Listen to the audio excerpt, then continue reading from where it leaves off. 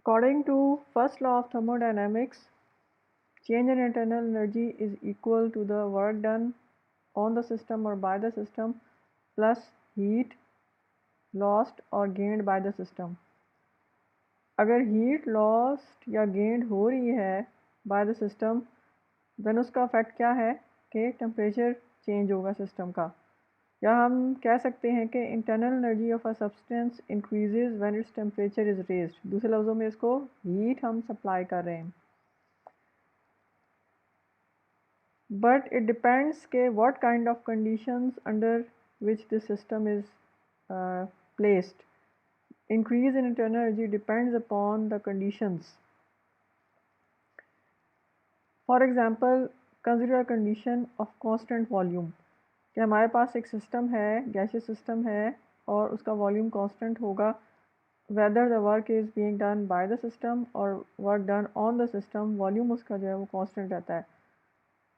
तो उसके लिए हम क्या करते हैं कि फिक्स्ड सिलेंडर ले लें फिक्स्ड वॉल्यूम का, और उसके ऊपर फ्रिक्शनलेस पिस्टन ना हो बल्कि एक लिड हो जो फिक्स्ड रहे, और whatever the changes happen in that container there is no change in volume.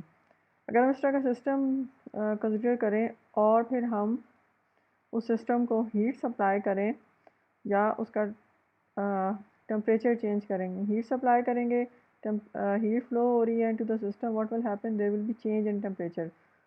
तो हम क्या कहेंगे कि with respect to change in this temperature there will be change in internal energy. अगर हम वाई एक्सिस के अलॉन्ग इंटरनल एनर्जी यू को plot करें और एक्स एक्सिस के अलॉन्ग टेम्परेचर को, तो we can see here in this graph के देयर इज़ स्ट्रेट लाइन, ये ऊपर की तरफ जा रही है, और ये क्या बता रहा है कि by increasing the temperature what is happening, the internal energy of this system is increasing provided the volume is fixed. जब वॉल्यूम फिक्स होगा इसका मतलब है no work is being done by the system. जो भी उसको हम हीट प्रोवाइड कर रहे हैं, उसका टेम्परेचर इंक्रीज़ कर रहे हैं, वो क्या कर रही है, वो सारी की सारी हीट यूटिलाइज हो रही है to increase the internal energy of that system. तो अगर हम इस पे किसी भी पॉइंट पे टेंजेंट ले लें, फॉर एग्जांपल ये दो पॉइंट्स हैं, आप देख सकते हैं ए और इधर बी।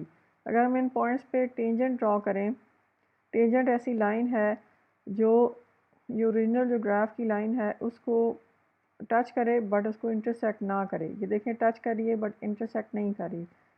तो हम इस टेंजेंट से what we can do, the slope of this tangent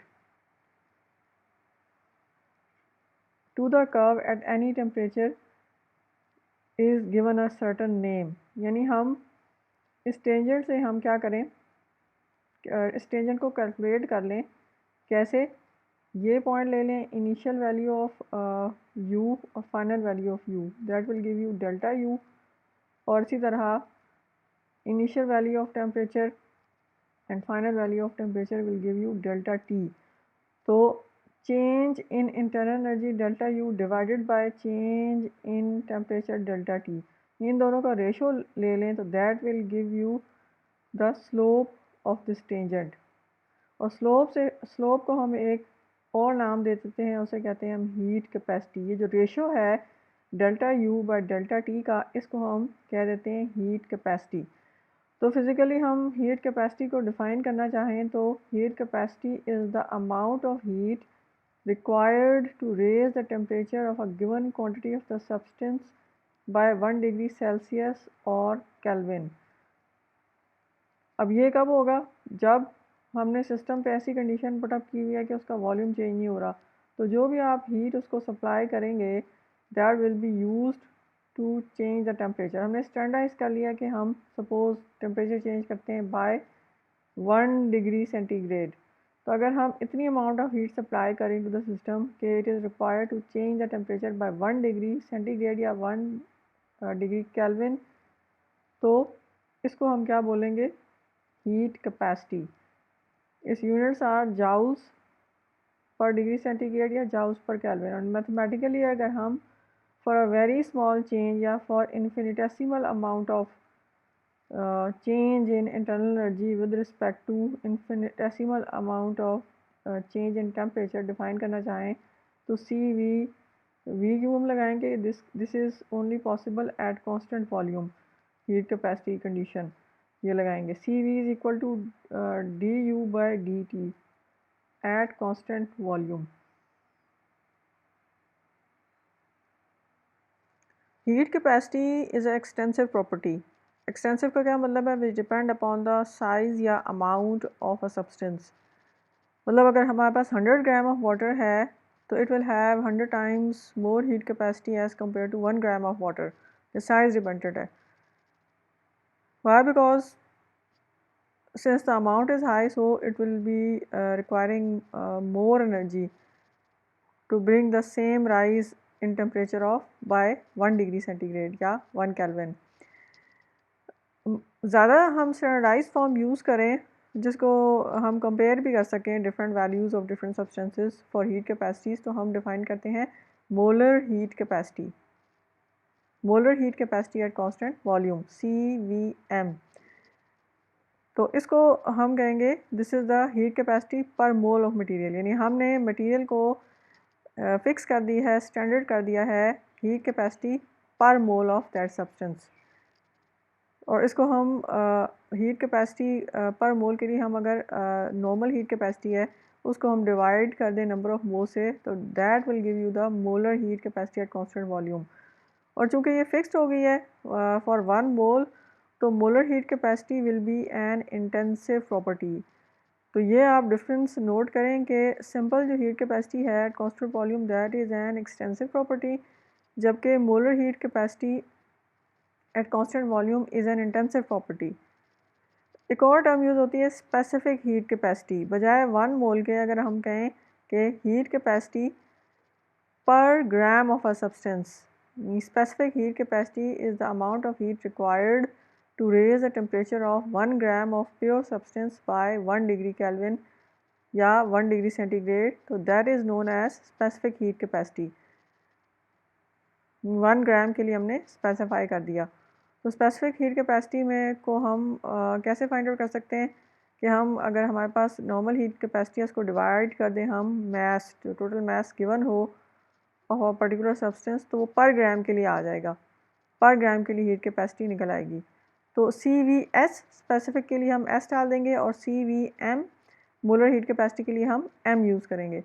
तो जो वाटर की specific heat capacity at room temperature that is close to 4 joules per kelvin per gram. अब यूनिट्स डिफरेंट होते जाएंगे.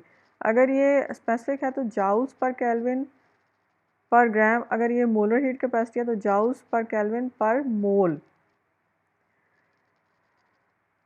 अच्छा, we have studied heat capacity और we can relate it with the change in internal energy with respect to change in temperature at constant volume, या जिसको हम infinitesimal amount से भी डिफाइन कर सकते हैं कि CV is equal to DU by DT at constant volume, या अगर इसको हम रीअरेंज करें तो DU is equal to CV into DT.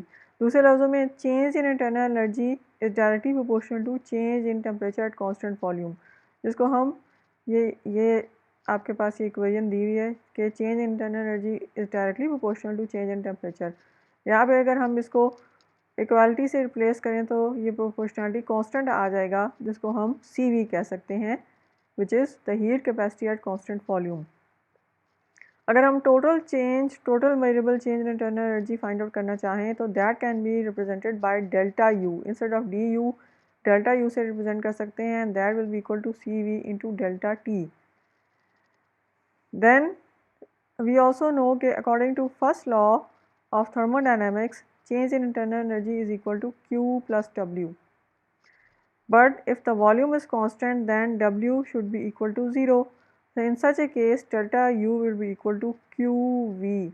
V का मतलब है कि हमारे पास वॉल्यूम कांस्टेंट है, W 0 है.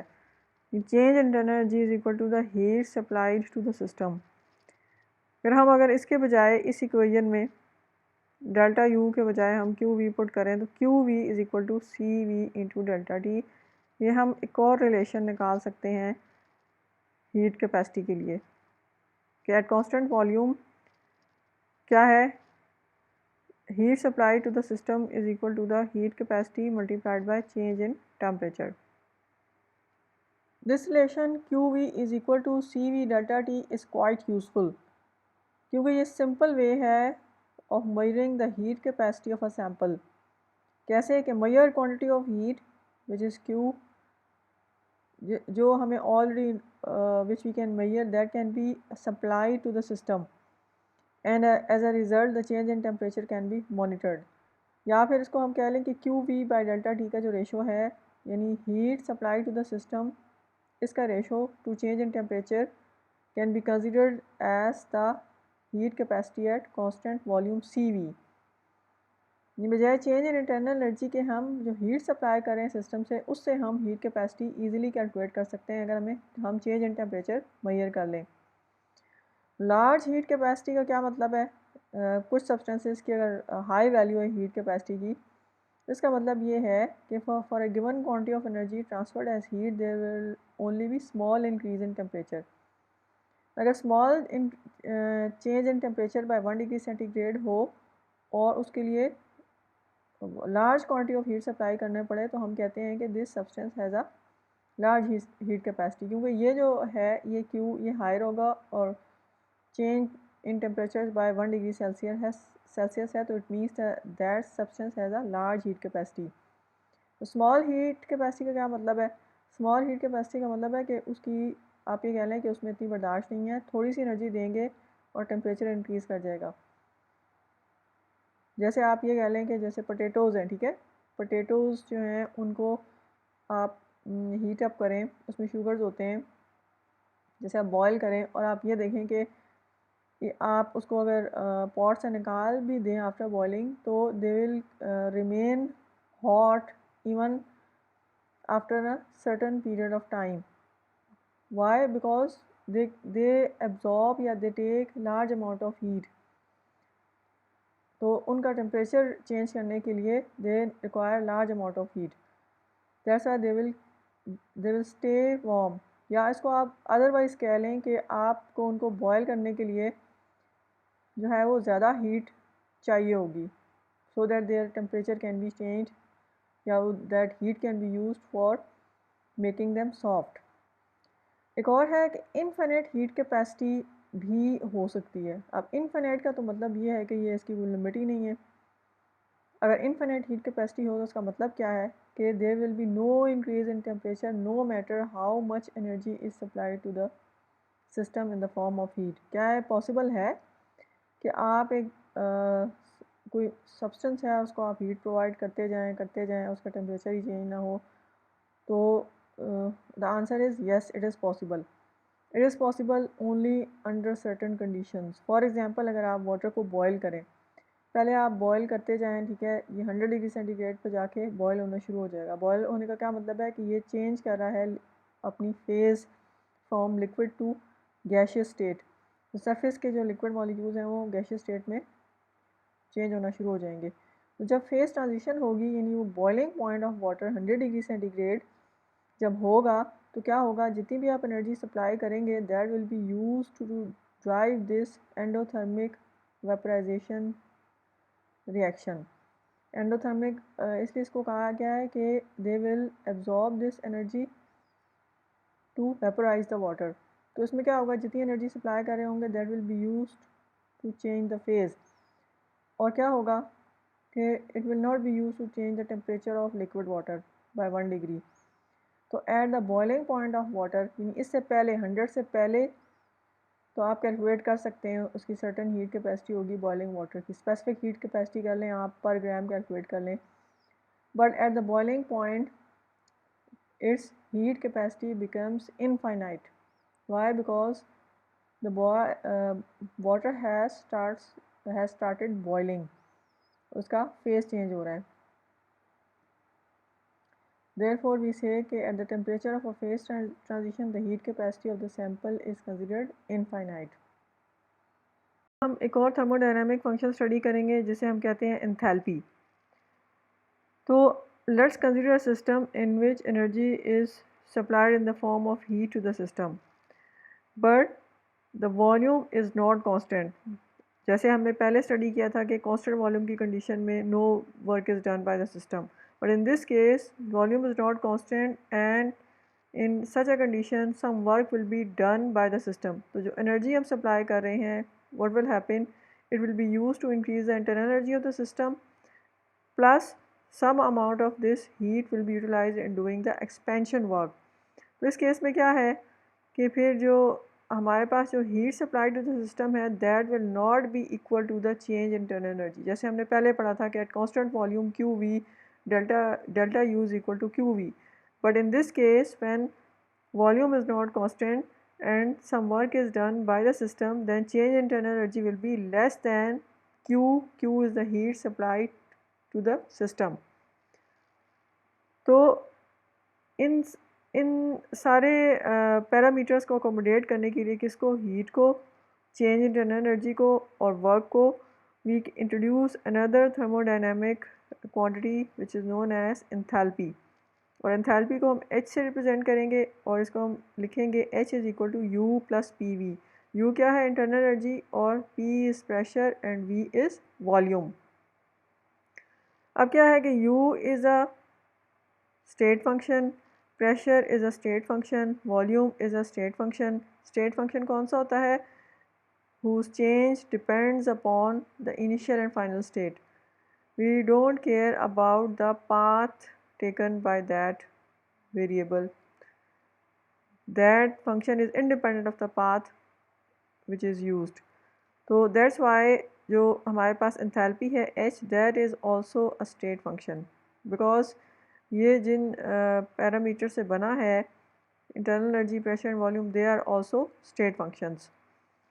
अच्छा, अगर हम infinitesimal change in enthalpy consider करें तो we can write this equation as d H is equal to d U plus d into P V. और यूजुअली जो हमारे पास सिस्टम्स हैं जिसमें एक्सपेंशन वर्क होगा, they are kept at constant pressure. तो अगर हम सिस्टम पे ये कंडीशन लगा दें कि हमारे पास प्रेशर कांस्टेंट है, तो in that case d H will be equal to d U plus P into d V. P constant है, पी को हम बाहर ले आते हैं और ओनली चेंज इन वॉल्यूम को हम डी वी की फॉर्म में लिख देंगे।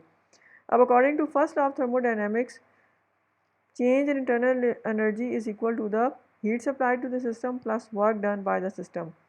तो अगर ये एक्सपेंशन वर्क है तो और work done by the system है तो this will be minus P d V. Expansion work, volume change हो रहा है, d U is equal to d Q minus P d V. This is the equation according to first law of thermodynamics. अब इस equation में, ये ऊपर वाली equation में अगर हम डी यू की वैल्यू पुट करें तो we can write it as d H is equal to d Q minus P d V plus P d V. तो ये minus P d V plus P d V के साथ cancel हो जाएगा and we are left with d H is equal to d Q, provided we have constant pressure and the work is expansion work. Work is being done by the system and volume is increasing। For a measurable change, total change, what we can write at constant pressure delta H will be equal to QP। यहाँ d H का आप integral ले लें for a certain initial value and final value, and d Q का भी integral ले लें for a certain path, तो then delta H will be equal to Q P. अब यहाँ देखें कि enthalpy is a state function और जो क्यू है, हीट है, that is a path function, और हमने दोनों को इक्वल किया हुआ है under certain conditions which is constant pressure and the work is expansion work। तो इसका ये मतलब नहीं है कि Q जो है वो स्टेट फंक्शन है, only this is certain condition कि आपके पास कांस्टेंट प्रेशर है और heat change at this constant pressure will be equal to the change in enthalpy. क्योंकि यहाँ पे पाथ डिफाइन हुई हुई है, एट कांस्टेंट प्रेशर है, पाथ डिफाइन हो गई, और इसका मतलब ये है कि at this constant pressure change in enthalpy will have a certain specific value। real conditions में constant volume conditions are often inconvenient और ये इतनी easily achieve नहीं होती, और usually in labs most of the reactions occur under conditions of constant pressure। और वो जो प्रेशर होता है वो usually equal to atmospheric pressure होता है, जैसे ओपन वेसल्स में। अच्छा, फिर उसमें क्या है कि अगर कोई गैशियस रिएक्शन है और from comparing from initial and final values of number of moles of gas, तो उसमें दो possibilities हैं. अगर there is an increase in number of moles of gas, अगर ऐसा हो then it means the system is doing work on the surrounding. यानी initially जो number of moles of gas हैं और जो final number of moles of gas हैं, अगर final number of moles of gas ज़्यादा हो जाए, increase in number of moles of gas हो after the reaction, then it means the system is doing work on the surrounding, it is equivalent to expansion. और अगर on the other hand, if the gas molecules are consumed more than those which are produced, यानी जो after the reaction number of moles of gas are reduced हो जाएं as compared to start of the reaction, ये ज़्यादा consumption हो जाएं, तो this will be equivalent to the compression work, that is work is done on the system by the surrounding. और अगर number of moles of gas में कोई change ही ना आए, मतलब initially जितने थे वो equivalent हो final number of moles के of gaseous molecules in the product, then it means no work is done by the system or on the system. Now we have studied two quantities, एक तो delta U और दूसरा delta H. Under constant volume conditions, QV is equal to delta U. Under constant pressure conditions, QP is equal to delta H. तो अगर हम gaseous system की बात कर रहे थे और उसके नंबर ऑफ मोल्स की बात कर रहे थे, तो अगर हम परफेक्ट गैस ले लें तो फॉर परफेक्ट गैस हम enthalpy in terms of change in number of moles से रिलेट कर सकते हैं. We know that for a perfect gas PV is equal to nRT. तो जो हमारे पास एंथैल्पी की डेफिनेशन है H is equal to U plus PV, तो PV के बजाय हम इसको nRT से रिप्लेस कर सकते हैं, यानी H is equal to U plus nRT. अब change in enthalpy can be related with change in number of moles, that is delta H is equal to delta U plus delta NG/RT. ये delta NG क्या है? This is a change in number of moles of the gaseous molecules which are either produced or either consumed in the net chemical reaction. या इसको हम यूँ भी लिख सकते हैं कि delta Ng is equal to the number of moles of the product molecules minus number of mole of the reactant gas molecules. तो यहाँ पर हम चेंज इन वॉल्यूम के बजाय एंथैल्पी को अगर परफेक्ट गैसियस सिस्टम है तो चेंज इन एंथैल्पी को हम रिलेट कर देंगे change in number of moles से डेल्टा Ng. इससे रिलेटेड हम एक न्यूमेरिकल देख लेते हैं. न्यूमेरिकल क्या है? Calculate the change in internal energy when 2 moles of carbon monoxide are converted to 2 moles of carbon dioxide at 1 atmosphere and 25 degree centigrade. ये आपको वैल्यूज़ बताई हुई हैं, टेम्परेचर भी बताया है, प्रेशर भी बताया हुआ है. और अगर हम इस इक्वेशन को लिखें, केमिकल रिएक्शन को लिखें, तो कार्बन मोनोऑक्साइड प्लस ऑक्सीजन, जाहिर है कार्बन मोनोऑक्साइड ऑक्सीजन में कैसे कार्बन डाइऑक्साइड में कैसे कन्वर्ट होगी, जब ये ऑक्सीजन के साथ एक रिएक्शन शो करेगी, ऑक्सीडेशन रिएक्शन. तो यहाँ से आपको खुद अंदाज़ा लगाना पड़ेगा कि 2 moles ऑफ कार्बन मोनोऑक्साइड जब कन्वर्ट हो रहे हैं कार्बन डाइऑक्साइड में, तो that is definitely in the presence of oxygen. ये स्टेटमेंट में नहीं लिखा हुआ, बट प्रोडक्ट से हम अंदाज़ा लगा सकते हैं कि इसमें ऑक्सीजन इन्वॉल्व हो रही है.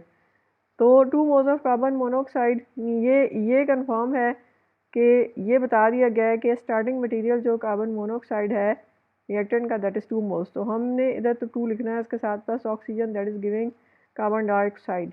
अच्छा, ये प्रोडक्ट भी बता रहा है कि 2 moles of carbon dioxide are produced, यानी exact number of moles of reactant के भी बता दी हैं और exact number of moles of product के भी बता दिए हैं.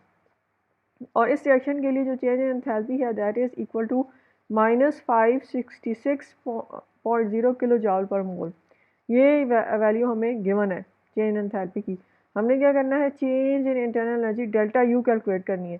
तो पहले हमने ये गैसियस सिस्टम है, अगर हम इसको अज्यूम कर लें कि ये परफेक्ट गैस है, वैसे अगर न्यूमेरिकल में यूजुअली मेंशन होता है कि परफेक्ट गैस है कि नहीं, यहाँ पे नहीं मेंशन हुआ हुआ, आप अज्यूम कर लें यहाँ पे कि ये परफेक्ट गैस है। तो इस केस में फिर हमारे पास जो change in enthalpy is related with change in number of moles वाली इक्वेशन आएगी, ये वाली, delta H is equal to delta U plus delta N R T.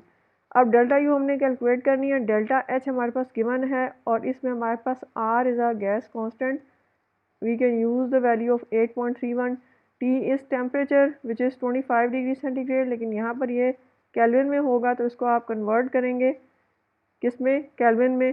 तो 25 में हम ऐड करेंगे 273 तो that will give you 298 kelvin. अब रह गया डेल्टा एन, ये कैलकुलेट करना है, change in number of moles which will be obtained by subtracting the number of moles of reactant from product। तो हमने क्या करना है कि रिएक्टेंट्स पर देखना है कि कितने मोल्स ऑफ टोटल मोल्स हैं, और प्रोडक्ट पर देखना है कितने total moles of product carbon dioxide produce हुए हैं। तो अब रिएक्टेंट में हमारे पास ये 2 moles of carbon monoxide plus 1 mole of oxygen, तो ये कितने हुए टोटल 3। इन 3 मोल्स ऑफ, तो हमारे पास total reactants are giving 2 moles of carbon dioxide. इसमें क्या हो रहा है, नंबर ऑफ मोल्स डिक्रीज हो रहे हैं, तो work is being done on the system, जैसे आपको पहले बताया था। तो उसको 2 माइनस 3 करें, गैशियस मॉलिक्यूल्स के 2 माइनस रिएक्टेंट मॉलिक्यूल्स के 3, तो ये आपको -1 डेल्टा एन -1 है, और इसको एज इट इज़ ही इसमें पुट करेंगे, यानी delta N G R T जो है ये नेगेटिव वैल्यू आएगी। अच्छा, हमने चेंज इन इंटरनल एनर्जी निकालनी है, तो डेल्टा एच इस तरफ है, इसको आप डेल्टा एन आर टी को उस तरफ लेके जाएं, रीअरेंज करें, and then you will end up with this answer which is minus 563.5 kilojoule per mole of change in internal energy is there for this reaction। अच्छा, इसमें एक और चीज़ है कि देखिए 1000 से डिवाइड किया हुआ है, क्योंकि आपके पास आंसर जो है वो किलो जॉल में है, और जब आपके पास ये जो गैस कांस्टेंट है ये जाउस पर केल्विन मोल है, तो इसको भी हमने किलो जॉल में कन्वर्ट करना है। किलो जॉल में कन्वर्ट करने के लिए हम इसे 1000 से डिवाइड करेंगे। Just like the change in internal energy with respect to change in temperature, we will study the variation of enthalpy with temperature. तो usually enthalpy of a substance will increase when its temperature is raised. अगर ये हम graph देखें यहाँ पे, तो हमने enthalpy को प्लॉट किया है अगेंस्ट टेम्परेचर, तो दिस शोज़ के एंथैल्पी इंक्रीज़ हो रही है विद इंक्रीज़ इन टेम्परेचर। तो अगर हम इस किसी भी पॉइंट पर हम एक स्लोप टेंजेंट बना के स्लोप कैलकुलेट करें, तो that slope will give us the heat capacity at constant pressure.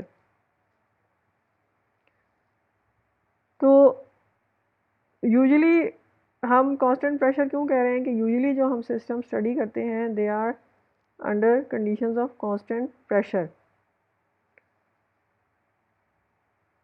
तो that's why we write P subscript along with C। तो अगर हम इसको मैथमेटिकली बताना चाहें तो Cp is equal to DH/dt at constant pressure, और ये डिफरेंशियल का मतलब है कि it's showing infinitesimal increase in enthalpy with infinitesimal increase in temperature. तो just like the heat capacity at constant volume CV, the heat capacity at constant pressure Cp is also an extensive property। और जबकि molar heat capacity at constant pressure Cpm, which is the heat capacity per mole of the material, and this is an intensive property because this is specified only for 1 mole, जबकि generally heat capacity at constant pressure Cp will be different for different amounts, or will vary with the mass या size, so this will be an extensive property।